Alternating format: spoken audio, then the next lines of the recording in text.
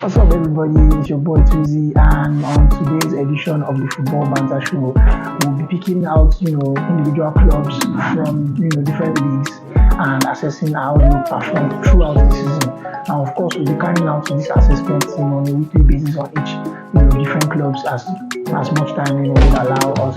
And without much further ado, let's kick it. Yeah.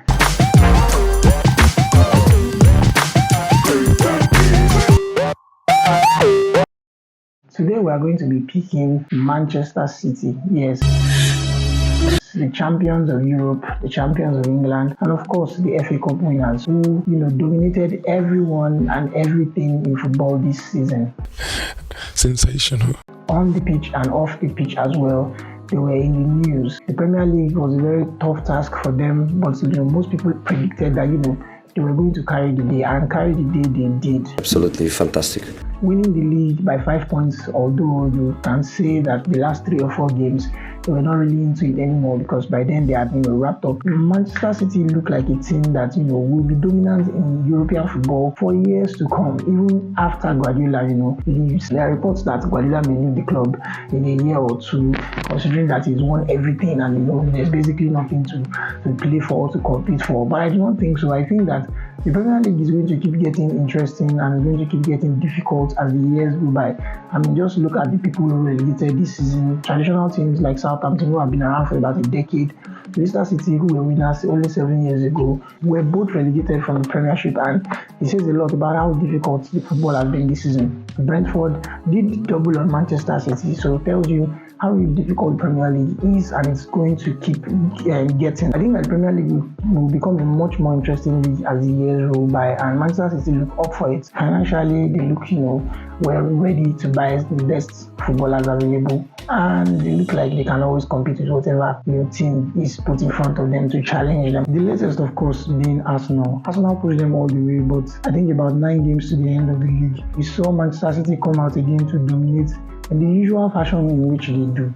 Manchester City look like a team that, next season, with the addition of maybe 1 or 2 signings, will still look like, the odds-on favourites to win the Premier League. Look at how well stacked they are, both in attack and in defence. There are, of course, issues about some players not being satisfied with playing time.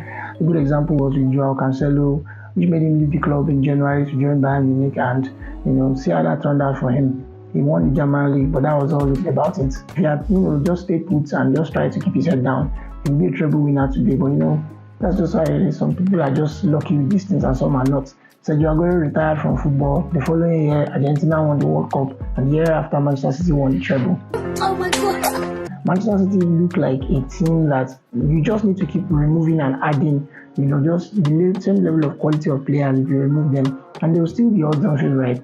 There are rumors that they are trying to sign Mateo Kovacic from Chelsea, which is a very smart sign considering that Kovacic is a player, who has the ability to turn games around, and he has not really been able to find himself.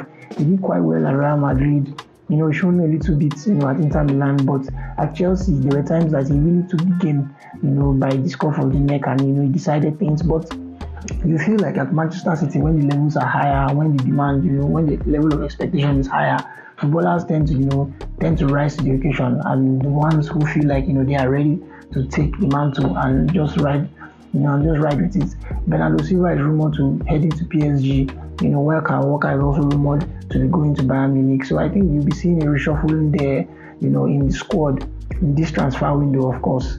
Manchester City have their crown jewel, which is Erling Haaland, 52 goals in 52 games, won the treble with them. Odds-on favourite, to win the Ballon d'Or. Personally, I think he should win the Ballon d'Or above everyone else.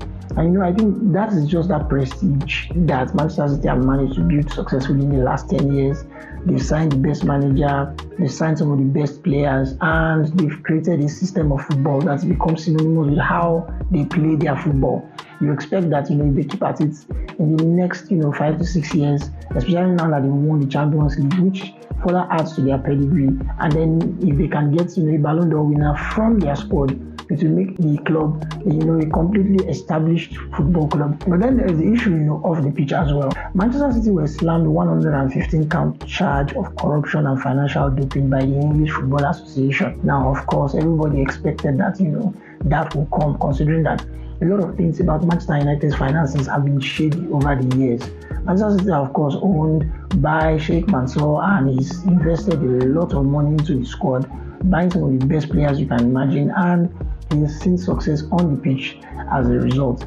Their sponsorship deals look quite shady, and people don't really understand how they go about their finances, and this has caused not small disquiet across the footballing industry in Europe, and it's left to be seen how they will respond to these charges. 115 charges are very heavy, and from all indications, if they are found guilty of just half of those charges, they could end up leaving the Premier League altogether. So they have that dark cloud of financial impropriety hanging over their heads.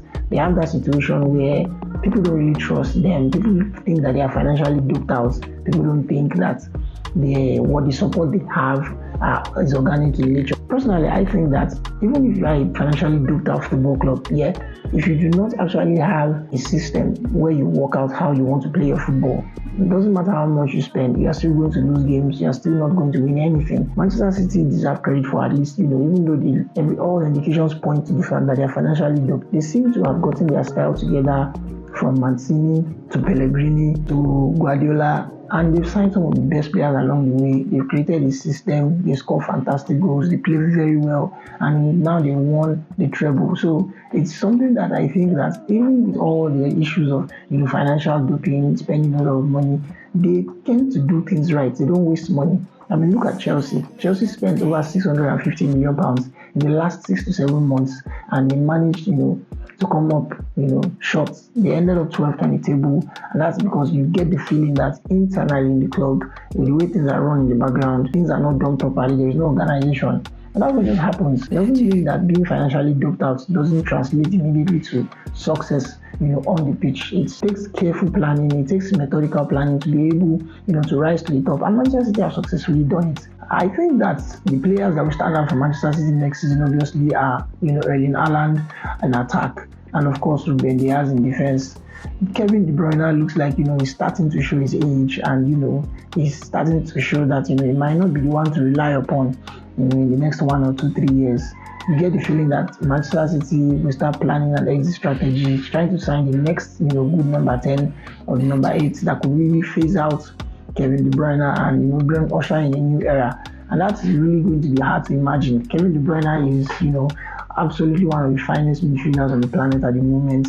In the last 4 or 5 years, he has been, top notch. He's always been there, passes the ball very accurately, shoots the ball with power, and he knows how to, win games. And I think that Manchester City are really going to struggle to find a player of his caliber to fill his boots after he leaves the football club. Such a situation Manchester United found themselves in after, Cristiano Ronaldo left. They've not been able to, get a top-class, winger or striker that can really take games by the scruff of the neck and win them, score absolute goals, classy and important goals that can actually win you something. So I think that for me, Manchester City are the club to look out for next season. I think that with the addition of 1 or 2 extra players, they are still going to be odds-on favourites to win the Premier League. We are so happy. We are so happy. Even all the rumors of all the clubs that we're hearing, trying to spend a lot of money, trying to break their transfer record, just to compete, to look more formidable. Manchester City still look like, the favourite squad to win. God, you are there. Currently, the way they are now, without even adding any player, they still look, like the team to beat in the Premier League. So it's going to be really, really interesting to see how that gets done next season. It's going to be hard to see anyone trying to usurp them. Although you get a feeling also that after winning the treble, players may begin to lose interest. Players may begin to lose motivation for the game, and players may begin to feel, what's there else to win? I'm in the history books. I've won the Premier League. I've won the FA Cup. I've won the Champions League. The Carabao Cup, obviously, has also been won. So I mean, what basically is there? You get the feeling, though, that the players may want to go for glory, so maybe one more season, because they would like to win, of course, the European Super Cup, which also adds to the pedigree of Manchester City, and the Club World Cup, which adds further gloss, to their stature. So I think that players would want to stay for that, but win one more season. But if they win all those games and they pick up all those titles along the way, you ask yourself, what is now going to happen to Manchester City the following year? Because I imagine that some players in the club will feel like, we've done everything else. I mean, there's nothing else. Maybe I should go and look for a new challenge.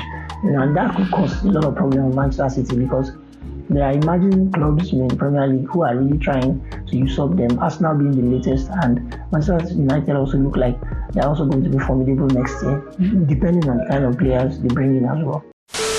Alright, that's been it from me this episode on Manchester City. Next week we'll be talking about another football club and be assessing how they performed over this season, and as well we'll be also looking at how the expectations for them in the coming season. Stay with me and keep liking, sharing and subscribing our page, and comments are also appreciated as well. Love.